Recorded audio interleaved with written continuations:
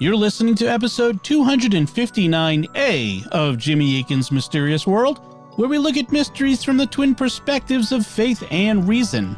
In this episode, we're talking about your mysterious feedback on some of our recent episodes. I'm Dom Bettinelli, and joining me today is Jimmy Akin. Hey, Jimmy. Howdy, Dom.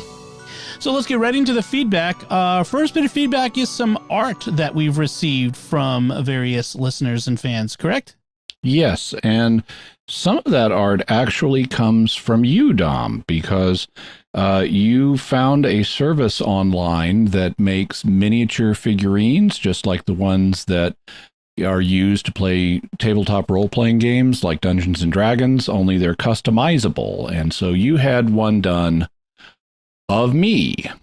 And so we have miniature Jimmy here. It's got the white suit, it's got the cowboy hat, it's got the long red beard. It also, the boots aren't the right color, but they're boots. And it's got a, because I wear ostrich skin boots that are kind of orange in color. It's also got a large book that it's holding, which I'm guessing in a D&D context would be like a spell book, but Probably. But I don't do spells, so I assume this, in my context, this would probably be a Bible or something. That's how I saw it. Yeah, and so it doesn't have a pipe, but it's got just about everything else. So nicely done. And miniature Jimmy is going to live over there with Lego Jimmy in the future. Awesome. Yeah, if it's called Hero Forge, and I'll put a picture of it on our website on the show notes so that everyone can see what it looks like. But I was playing around with it, and you can make D&D figures with it. And I was playing around with it. I'm like, oh, you can make a beard, a long beard. It's got cowboy hats. I'm like, oh, this is definitely for Jimmy. So yeah, very nice. Thank you very much. You're welcome. You're welcome. Yeah, it works best when it's someone looks distinctive, has a distinctive look, and so that was great. So then we also have some feedback we got in from a young fan as well, some artwork. Yeah, I got contacted on Twitter by Dan Coates, who's a senior producer at the Babylon Bee, and he included a sketch of me that his daughter did while she was watching, he was watching a Trent Horn video where Trent and I were responding to Gavin Ortland and his arguments regarding icons. And he's got a comparison of me on screen compared to what she drew. It's got me on the screen, it's got a long beard, and it's got a bunch of icons at the bottom of the screen. And for a 4-year-old, I think that's a great effort. So congratulations to young Miss Coates. That's pretty awesome. Yeah, very good job. So let's get into some of our other written feedback that we received. This one goes all the way back to episode 20. It comes from Elizabeth Howe via email, who writes, "Hi, Jimmy and Dom. I've been a fan of the show for a while and wanted to share a funny story. Recently, I was at a trivia night at a local parish, and one of the questions was looking for the name of the hypothetical planet that scientists used to believe existed between Mercury and the Sun. No one else on my team knew the answer, and I wouldn't have known it either had I not listened to the Mysterious World episode about the lost planet Vulcan. Getting that question right was extremely helpful to my team, and we eventually won the whole game. On behalf of my Trivia Night team, thank you for helping us get the win. I also wanted to thank you generally for all the great content. I've learned so much. I especially love the episodes on history and the episodes about Marian apparitions. Keep up the great work." Well, thank you so much, Elizabeth, and congratulations on your victory. Very good. And then I would give you a Klingon-based wish for, I don't know, disemboweling your opponents or something, but that could get a little dark. Or just a kapla. Yeah. So, which means victory in Klingon. Yes, we need to do a trivia night somewhere sometime, you and I, and you can carry do the heavy lifting on that one.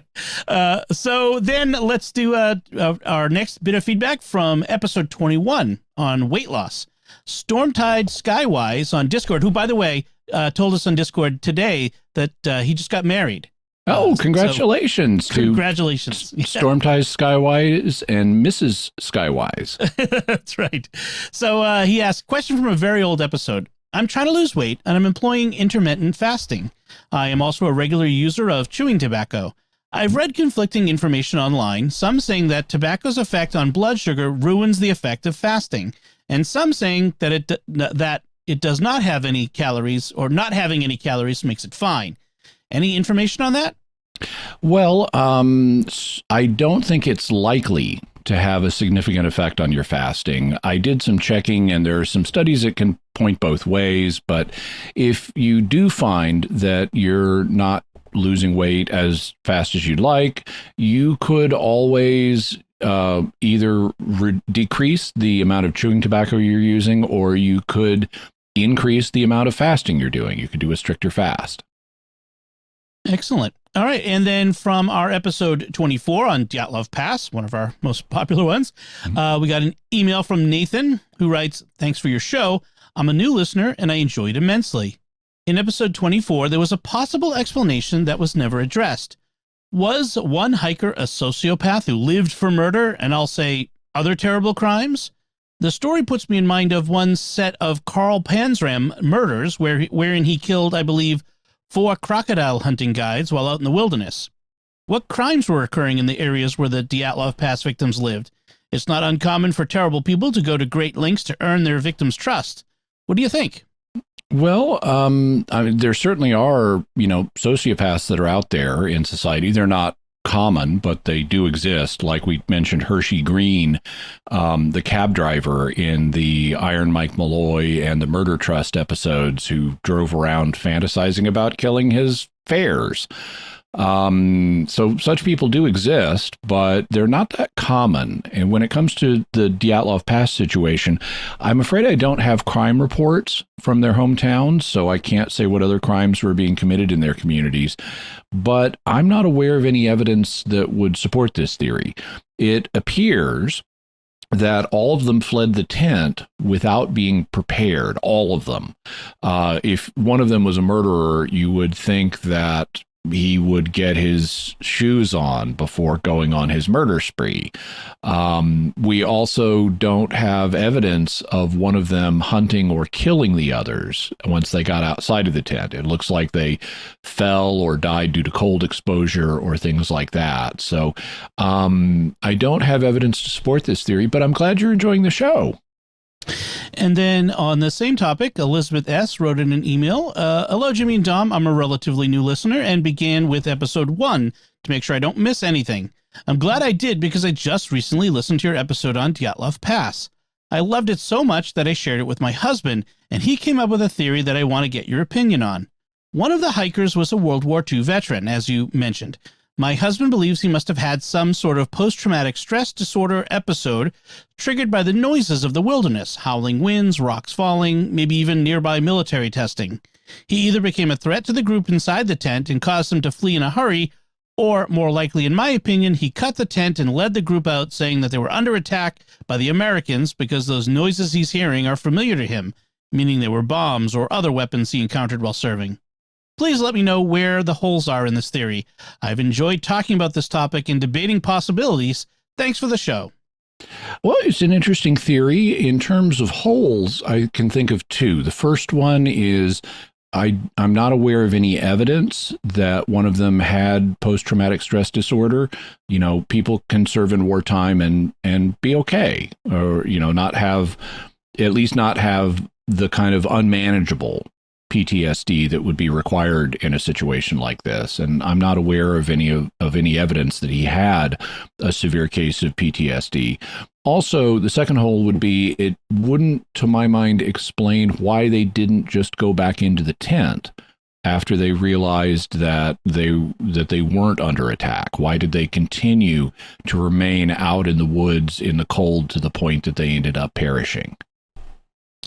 All right. And then now on to episode 130 on lie detectors. The Higher Ground, Ryan Nasviger on our Discord server writes, "I remember a while back you did a show on lie detectors, which convinced me to never consent to them. I was recently asked to do the predictive index as part of my work, which is a workplace personality test that some employers use as part of screening potential employees, which made me curious about the mystery of personality tests. Do they work? What do they measure? How can or are they manipulated to produce certain results?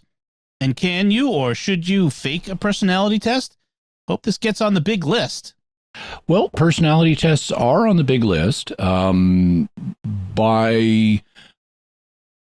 In terms of their reliability, they are not as precise, accurate, or predictive as they are commonly advertised. There's a significant amount of scientific superstition surrounding personality tests. I can't say that they have no value, but way too much significance is often attributed to them. Some of them are better than others.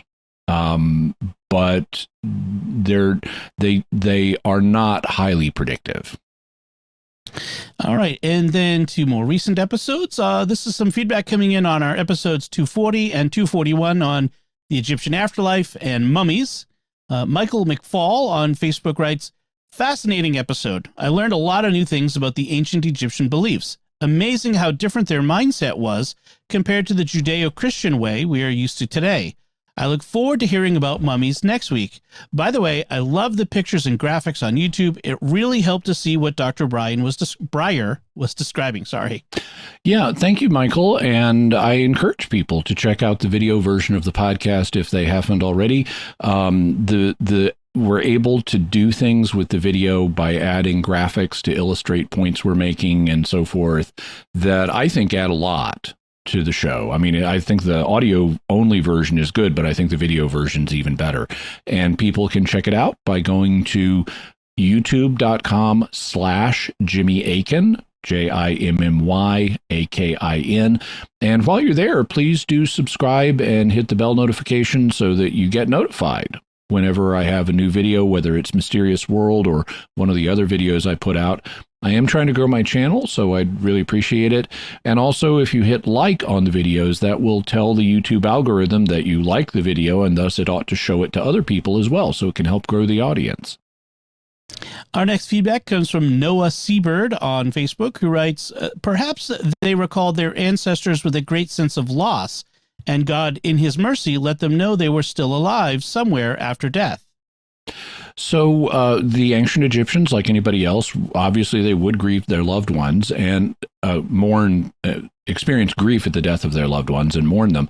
God does seem to let the dead sometimes have contact with the living. That occurs across human cultures, and it's illustrated by the cases of ghostly apparitions that appear in cultures all over the world. So God does sometimes allow such contact.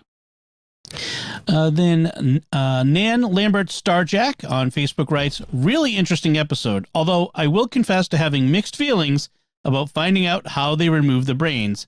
Kind of a combination of cool and ew. Yeah, how the Egyptian sons of Set, who did the mummifications, got the brain out of the body is both cool and icky. Then Tony L. on YouTube writes, if the Great Pyramids of Giza specifically were built as tombs, why don't they look like the tombs of the Valley of the Kings? Why are there no elaborate glyphs or religious texts in the Great Pyramids? Is there anything about the pyramids or Sphinx in any discovered glyphs or religious texts? So we wouldn't expect the outside of the tombs in the Kings Valley to look like pyramids because the whole purpose was to hide them.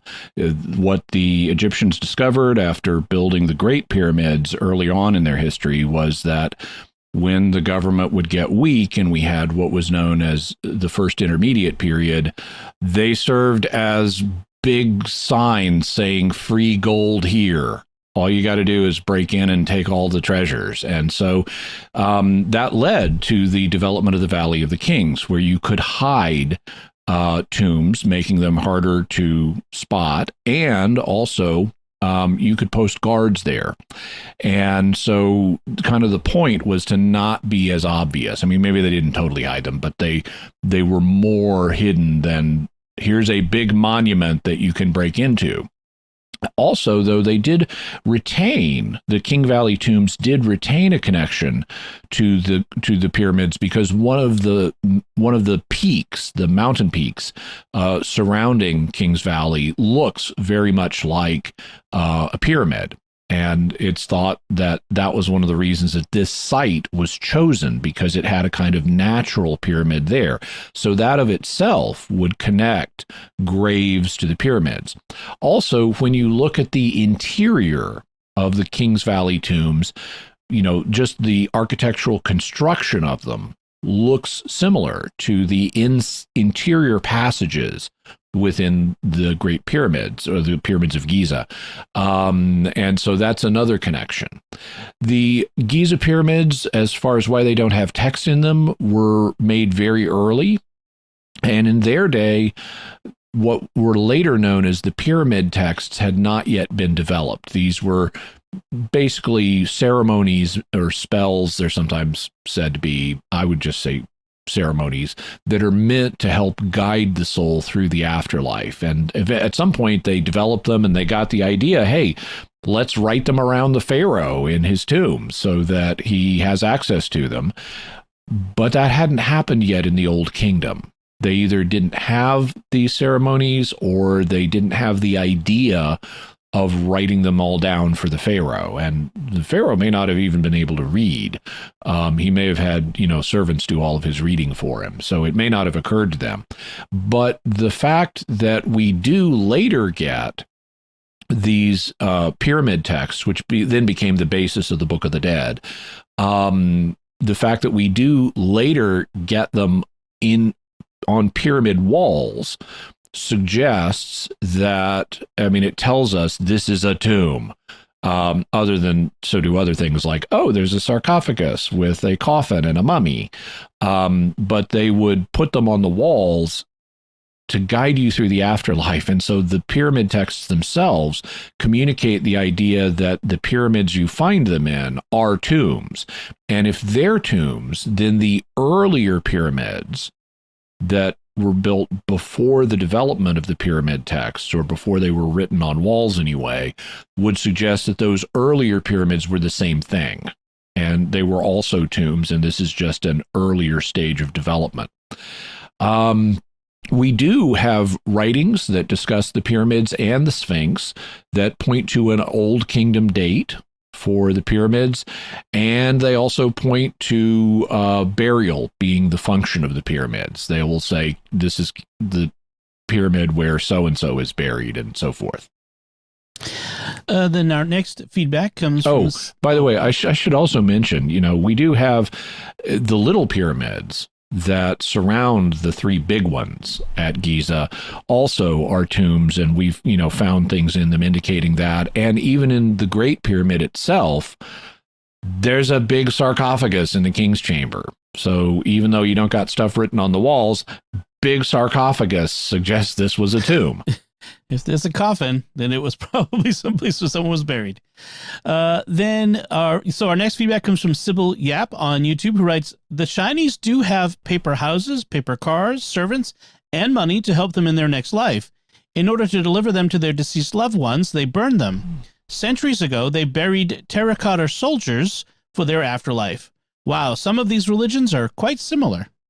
Indeed, and grave goods, things you bury with the dead, tend to be they're a human universal. They appear in all cultures. Cultures may have slightly different beliefs about why they place grave goods, but putting goods in a grave, or otherwise presenting a good to the deceased so it can in some way benefit them in the afterlife, at least symbolically, that's a human universal. And then Night You on YouTube writes, I feel like the Egyptian concept of individual judgment isn't so different from the Christian particular judgment. Also, I thought I heard somewhere that work is a part of our humanity, that Adam and Eve had work to do in Eden, and thus the saints will have some kind of work to do in heaven. Is this official church teaching or just theological opinion? I'm not aware of church teaching on any of the details regarding the subject of prelapsarian work, meaning work that occurred before the fall, or of eschatological work, meaning work in the final state of things. However, both ideas are clearly supported in Scripture. God told Adam to tend the garden, and the New Testament says that we'll reign with Christ. The Catechism also speaks of us reigning with Christ forever, but it doesn't go into the details of what that will mean. Then Stevie on YouTube writes, could there be further discussion on Dr. Breyer's idea that life after death and the resurrection came from finding mummies in sand dunes? Are there any displays of syncretism happening to the Hebrews? Thank you. I don't recall Dr. Breyer saying that belief in life after death arose from finding mummified bodies in sand dunes. Belief in the afterlife is another human universal. It's in every culture. So I don't think it started with finding natural mummies in sand dunes. I believe, if my memory serves, that what Dr. Breyer said was the idea of artificially mummifying people may have come from finding natural mummies in desert graves. In terms of cross-pollination of ideas, it is not impossible that God used the Egyptian belief in resurrection to influence Hebrew thought on the subject.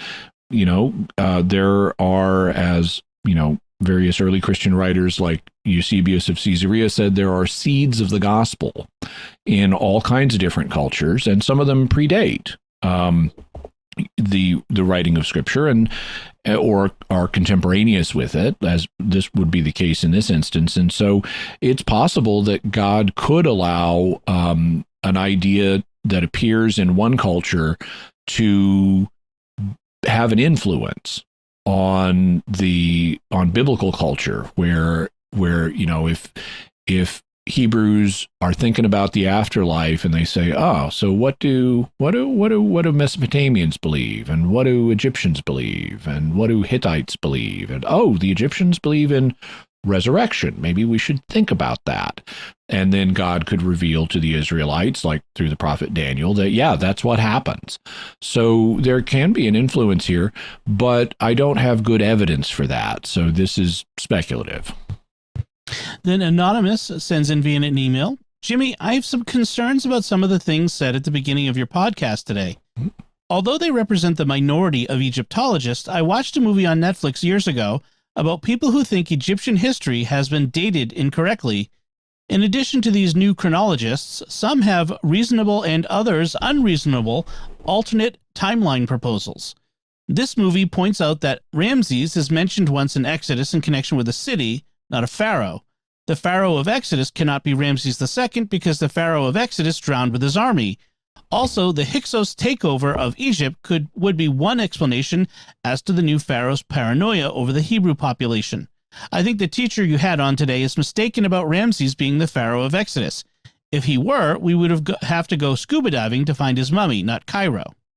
Okay, so we'll have a future episode on the date of the Exodus, and we'll discuss these issues in that episode. However, I'd point out a few things right now. One of them is the Pharaoh in Exodus does not drown. That happens in artistic depictions, but it does not happen in the Bible. And so the idea that we would have to go scuba diving to find his remains is not true. The city of Ramesses that is mentioned in Exodus, otherwise known as Pi-Ramesses or the House of Ramesses, was built under and named after Ramesses II. So since it says that the Hebrews built this city, that would point to the reign of Ramesses II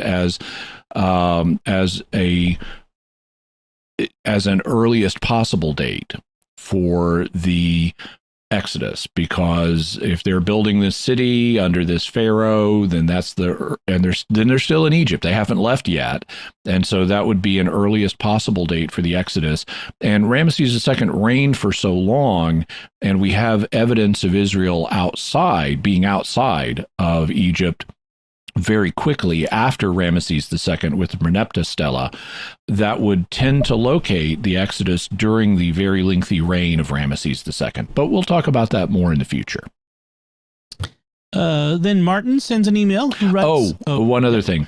The chronology of Egypt has been confirmed by modern computer studies. One of the things that chronologists use today when they are trying to reconstruct the chronology of a period is what are called synchronisms. A synchronism is where two things are occurring at the same time. So, like if you know, for example, that Ramesses II had diplomatic dealings with the Hittite king Shuppiluliuma, then that's a synchronism. They're both alive at the same time.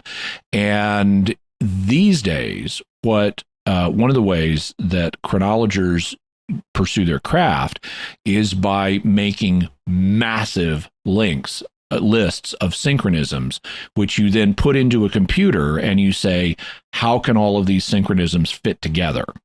And this is something that previously was not possible, to have hundreds or thousands of data points that a single person could mentally manipulate. But computers can do it great. And so we have not just a list of pharaohs and we're saying, okay, how can we slide this back and forward in history? Instead, we've got hundreds and thousands of pieces of data, and that really reduces the variability in a timeline, because you've got so many different points telling you individual facts, and that makes the chronology much tighter and much more accurate than previous speculations about what the timeline would be. It's very much big. It's much more like big data number crunching than armchair speculation these days. And that use of synchronisms and computers to tighten the ancient Egyptian chronology has eliminated basically any responsible consideration of dramatically different timelines. You will find some fringe people, like the patterns of evidence people who are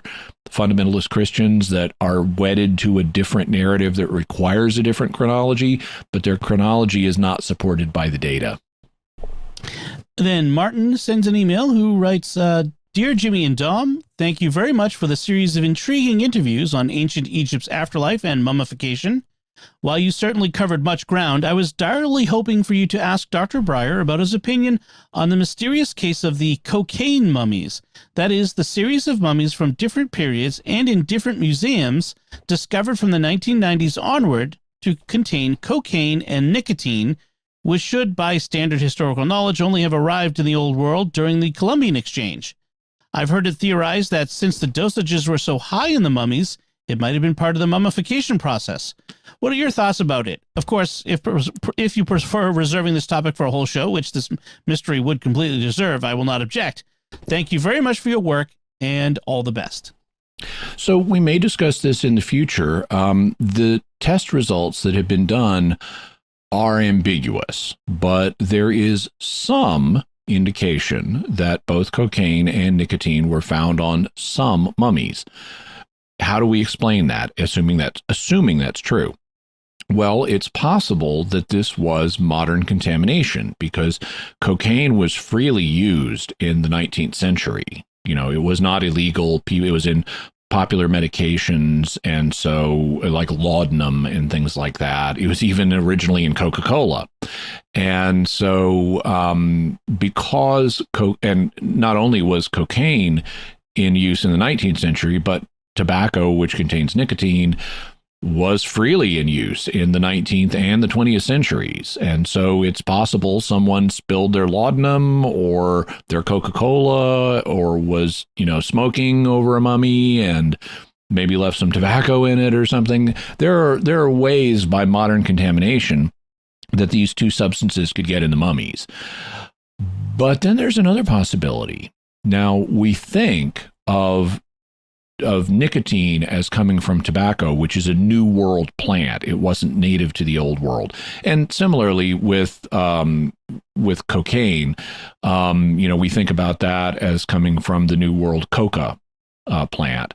But there are also Old World plants that contain these substances. In fact, there are something like 23 known plants that contain nicotine, including celery. And we know that the Egyptians used at least 2 of these plants. So if the cocaine and nicotine findings are accurate, it could be because of plants that were native to the old world and used by the Egyptians. And we'll have a link so you can read some more about that. And then our mysterious feedback coordinator, Rob Leonardi, adds some of his own feedback. He writes, with Dr. Breyer explaining how he was able to use a cadaver for scientific mummification purposes, could you please elaborate a bit on how scientific research on a human corpse is not sacrilegious, disrespectful, or desecration of a body? Yeah, so thought on this subject has changed over time. The dissection of cadavers was once considered desecration, and that hampered both medicine and art. If you couldn't train doctors by letting them dissect a body, or if you're an artist who wants to learn anatomy, like Michelangelo, for example, you may have to examine some cadavers on the down low because it was considered desecration to dissect them. However, it has subsequently been realized that one can respectfully treat human remains as part of scientific research. And you can also do life-saving procedures like organ donation. Today, the church does not object to organ donation in principle or to donating one's body to science. So that's considered a legitimate thing. There may, in a Catholic context, be a requirement of committal once the research is over. You know, after you're done with the research, you may need to bury the remains or cremate the remains or something. But the gentleman who donated his body in this case may not have been Catholic, so he wouldn't be, if that's the case, he wouldn't be subject to Catholic requirements on this. And in his case, the research is ongoing because this is an experiment that is meant to last for centuries. So it does not seem to me that respectful treatment of human remains would preclude what happened in this case. And we'll have a link to more about donating one's body to science from a Catholic perspective. And let's see, our next feedback comes from our episode 241A, which was another mysterious feedback episode. Anna H. on our Discord asks, thank you for the feedback episode. Since Jimmy mentioned the effect of the scientist's psychic ability on experiments, I wanted to ask, is psychic functioning considered something that has to be willed, or are we surrounded by it and call it something else that we don't understand, like the placebo effect? So Anna's referring to what in parapsychology is sometimes called the experimenter effect. And the idea is that without intending to, and a researcher who's performing an experiment may psychically influence the outcome of that experiment. And psychic activity indeed seems, at least according to the reports, seems to function without conscious intention in various cases. That would be the case, for example, in a poltergeist situation. Most poltergeist cases are thought to be recurrent spontaneous psychokinesis, or RSPK, that is being performed by someone who is inwardly frustrated and doesn't have an outlet for their frustrations, and subconsciously they then start moving stuff around to just kind of vent their frustrations. But they're not doing it consciously. So that would, if that theory is accurate, that would be evidence for non-intentional use of psychic functioning. Also, many spontaneous ESP experiences lack a conscious intention. Someone will be going about their business, and all of a sudden they know that someone they love is in deep trouble and they need to contact them. Okay, they weren't consciously trying to have an experience, say, oh, I wonder what's going on with my loved one. This was something that was functioning, it would seem, without conscious intent. And it's hypothesized by many parapsychologists that we all have psychic functioning happening all the time without us even realizing it. And it's been speculated that may be why some people who are highly successful in life are as successful as they are. They're using their psychic abilities to navigate life without even realizing it, and it ends up, they have the right intuition at the right moment. Oh, I want to do that, or oh, I don't want to do that. and it leads them to be successful. It's even been proposed that the placebo effect itself, because Anna mentions it, may be driven by innate psychic healing abilities.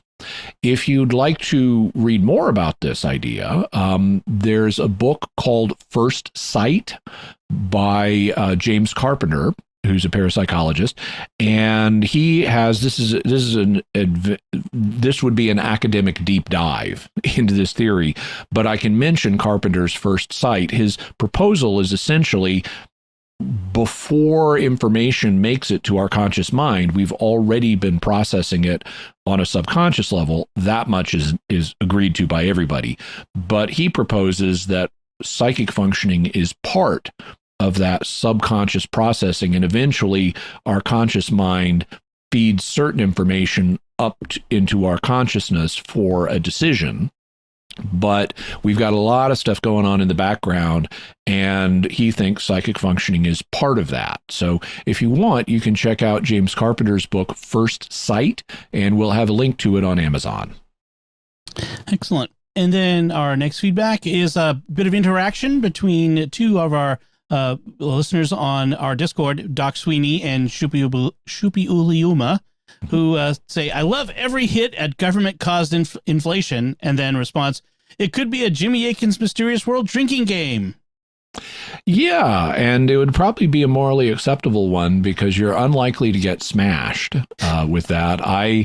I normally only mention the fact that the government causes inflation the first time I give an adjusted price in an episode. So you might get one drink, but you're unlikely to get smashed. We could make a list of other oft-used terms in the show. You know, it's always aliens, always demons. Maybe folks on the Discord could come up with a nice list. If you want to get drunk, I know. I mean, you don't need an excuse, but but every time we adjust a price after, could maybe 2 drinks for mention of the government and 1 drink for an adjusted price. There you go. And government corruption could be another one. Mm-hmm. Our next feedback comes from our episode 242 on Rainmaker Charles Hatfield, and the first feedback is audio feedback from Alex. Hey, Jimmy and Don. This is Alex Silva from Massachusetts. I just finished listening to the Rainmaker episode, and I just wanted to say I thought it was fantastic. The whole time for the first 2/3, 3/4 as you told the story, I thought it was ridiculous, and the Rainmakers were complete frauds. And then you threw me for a complete loop when you discussed how their methods are being used today, creating snow in Denver. Just fascinating story. Well done. Love the podcast. Keep it up. Thanks. Thank you very much. I always try to give a modern science perspective on the mysteries that we cover as part of seeing how much truth there may be in them. And in this case, some of the techniques they were using could have been having an effect. Which leads us to our next piece of feedback. Yes. Our next feedback comes from Michael Parent, who sent in this email. Hi, Jimmy and Dom. I took a look at Charles Hatfield's claims from a statistical perspective. I've prepared a report with my methods, analysis, findings, and conclusions report attached. I would love your feedback on the report, as well as to share it with the entire community. So thank you very much, Michael. I got your paper and I put it on jimmyakin.com. So we'll have a link to it so other members of the Mysterious World community can read it. Here's the abstract of the piece.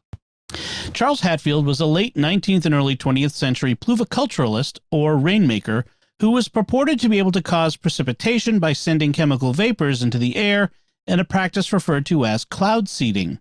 Though primary and secondary sources claim to give definitive proof of his abilities, no statistical investigation has been conducted to demonstrate the efficacy of Hatfield's work relative to baseline precipitation data. This article performs such an undertaking. By analyzing 4 different rainmaking events, the statistical evidence shows that 3 of these events did not produce a significant change to precipitation patterns, but that 1 of them did. Moreover, the statistical evidence shows that Hatfield may have been tactful in performing rainmaking activities during periods of drought, which, in the event of any precipitation, would bolster his claims and reputation, as well as planning the length of his events to coincide with expected rainfall intervals. Further discussion is supplied about additional factors relating to his methods and their results. So, Parent thus concludes that Hatfield's 1904 rainmaking efforts were ineffective, but that the 1916 San Diego flood looks like something that Hatfield really did influence. And he suggests that Hatfield tweaked and improved his rainmaking methods between 1904 and 1916. I think the paper is very interesting, and I'm glad to see this kind of statistical work being performed because it's what needs to happen in order to seriously evaluate claims like this. I'd welcome additional feedback from listeners who have a background in statistics who could read the paper and let us know what their thoughts are. Our next feedback comes from Sarah Conway on Facebook, who wrote, "Could this China spy balloon be a weather seeding balloon? We mysteriously had a freeze for millions of Midwesterners the same night." I don't think that's likely. Not for a balloon to have large-scale effects like a freeze across the Midwest. Also, I don't know how a balloon would drive temperatures down that way. It didn't release or cause massive cloud formation that blocked sunlight or anything like that. And it also wouldn't seem to serve an obvious purpose. Why would China do this? You might want to test something to see if you can affect the weather in an enemy nation, but that's risky. You wouldn't want to do a test with your latest, greatest tech that your opponent can then capture and reverse engineer. I mean, if you're testing out equipment to see if it works, it would be more natural to do it over China, where you're in control, rather than sending it over the U.S., who can simply shoot down your balloon and capture it, which is what ended up happening. So today we have the wreckage of the balloon, and so we know exactly what equipment it was carrying, and as far as I'm aware, it didn't include weather modification equipment. James Colin sent this tweet. This reminded me of a story from our friend, Father John Ray, SM of Wellington, New Zealand. He was in Papua New Guinea, and the locals were rowing him to his mission. The river, however, ran dry, so they said, "Pray for rain, Father." So he lifted his hands in prayer, and it began to pour. "Not that much," they cried. So he lifted his hands again in prayer, and the rain stopped almost immediately.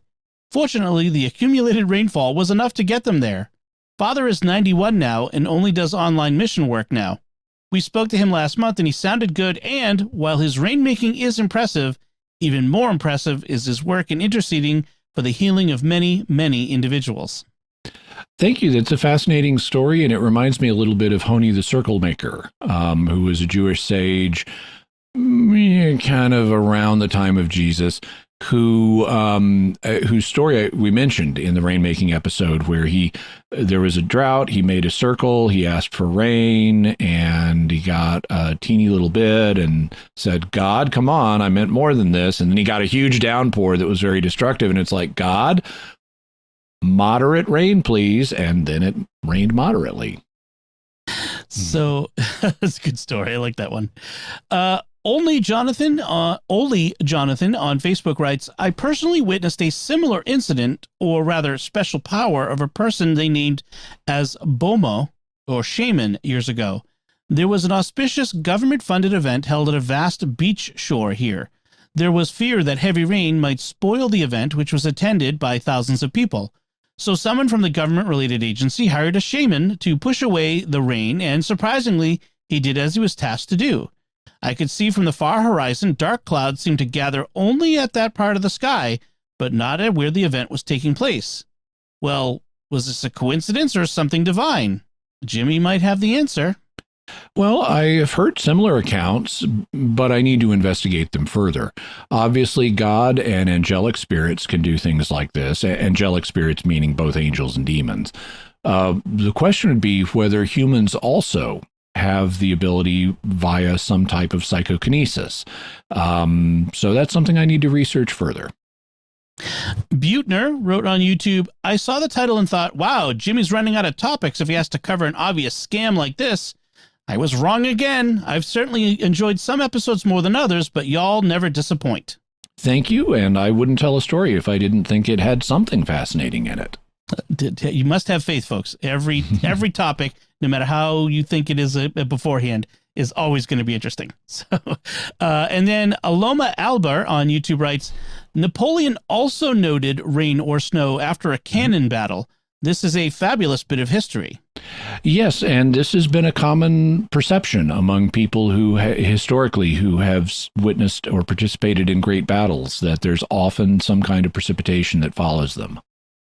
You know, I don't know if we talked about it during the episode, but there's often this idea among NASCAR fans and people involved that the cars moving at high speed around an oval track also causes weather effects. So I don't know. It's probably a bit of old tale, but you know, who knows?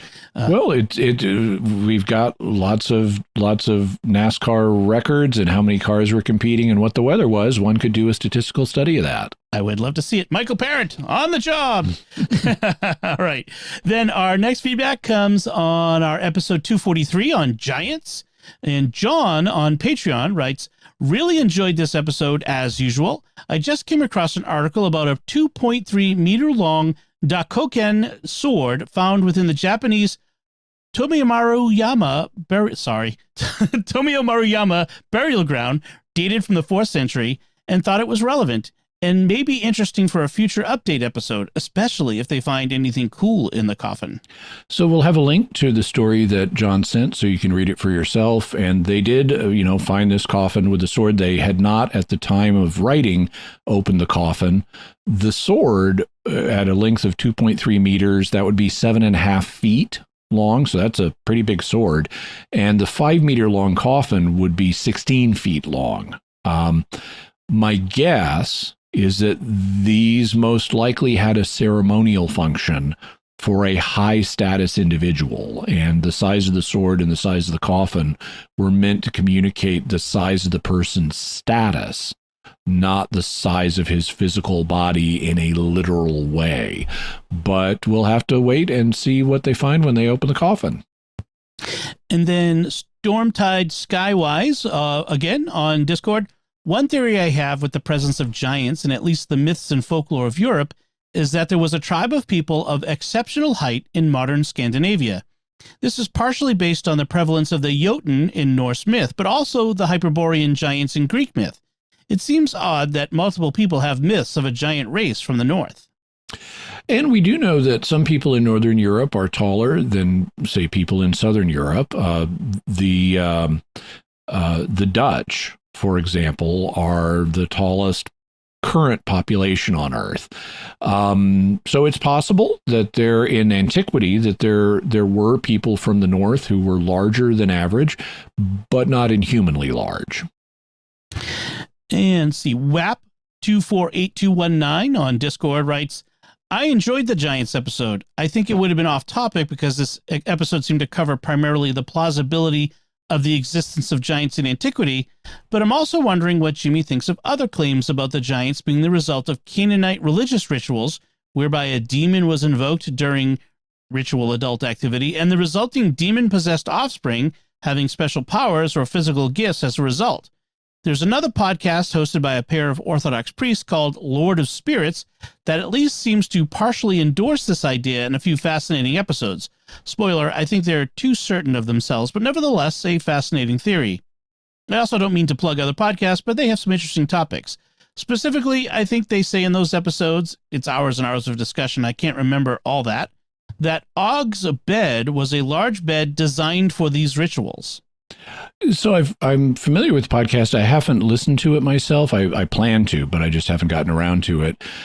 We discussed some of these issues in episode 87 on the Nephilim, so you might want to check that out. I have not seen theories that Og's bed was used for ritual mating. I haven't seen that in the scholarly literature.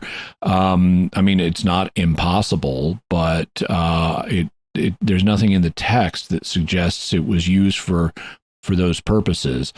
But, I'm always open to seeing what evidence people can provide for their propositions. Then Aunt Pasalacqua on YouTube writes, I would like to see information about the Book of Enoch, especially because another apostolic church out of communion with Rome considers it canon. Although the canon is closed in a reunion scenario, could we still say that is not scripture, but it contains no moral errors when properly understood? This is an interesting topic for me. So the church that Aunt Pasalakwa is referring to is the Ethiopian Orthodox Church. It considers First Enoch, or Enoch as it's commonly called, to be part of the canon of Scripture.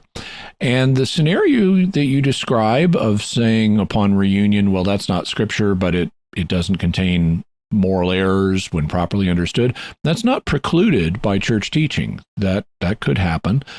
But there are also other scenarios. I did a careful study of exactly what Trent said, the Council of Trent said when Trent closed the quote unquote closed the canon of Scripture. And it didn't actually close it in the sense of saying there are no other books of Scripture. What it said was these books are sacred and canonical, period. It didn't say anything about other books. So there are other scenarios that are possible upon reunion. However, I don't anticipate any. Number one, unfortunately, I don't anticipate imminent reunion with the Ethiopian Orthodox Church. I think that's a few. Hopefully, it'll happen, but I think it's likely a few centuries down the line.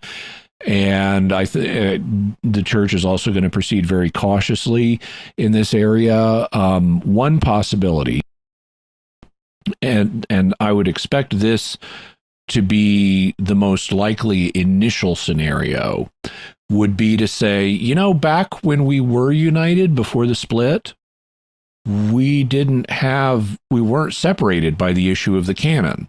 It was considered acceptable for some people to honor one collection of books as Scripture, and it was acceptable for other people to honor a slightly larger collection of books as canonical. And if we didn't need to be divided by that issue back then, we don't need to be divided by it now. So if you think that God has led you to recognize First Enoch as canonical, you can continue to do that, and we can still be in union, even though that has not been the received opinion in the West.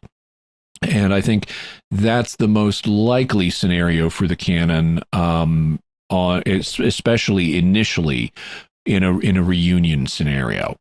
We also will be discussing the Book of Enoch in a future episode, so we will be getting you more information on it. Reuven Korf writes on YouTube, here's an interesting little tie-in. St. Ephrem the Syrian, who died in 373 AD, my beloved confirmation saint, was one of the strongest proponents of the Sethite view of Genesis 6, i.e., that the sons of God were actually the descendants of Seth, and that they coupled with the descendants of Cain, the daughters of men. His explanation for the presence of giants is that the children of Cain were weak and lacking nutrition because they sought to get their food from a ground that had been cursed by God. They were small and weak as a result of frequent bad harvests. The sons of Seth were strong and powerful because they lived close to the borders of Eden, where all was in abundance. Thus, after the two groups were mingled, the children of the weak Canaanites were Canaanites were suddenly strong and tall because of their Sethite fathers. Well, it's not an impossible view. I would say two things. The first is it's very speculative.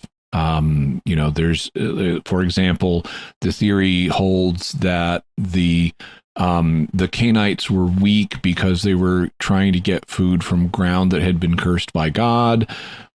Well, okay, how do we know that? I mean, we are told that would affect Adam, and there's indication in Scripture that the curse on the ground continued to make and thus made human labor difficult in getting food.